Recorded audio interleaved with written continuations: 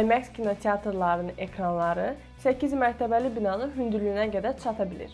Filmlərin keyfiyyətini itirmədən nəhəng ölçüdə nümayiş etdirmək üçün tərtib edilən bu format 1960-cı ildə yaradılıb. IMAX, yəni Image Maximum, filmlərin çəkilməsi, post-production mərhələsi və nümayişi üçün istifadə olunan ümumi formatların adıdır. IMAX kameraları 70 mm-lik xüsusi formatda çəkiliş edir ki, bu da ənənəvi 35 mm-lik filmlərdən ən azı 10 dəfə yüksək keyfiyyət təqdim edir.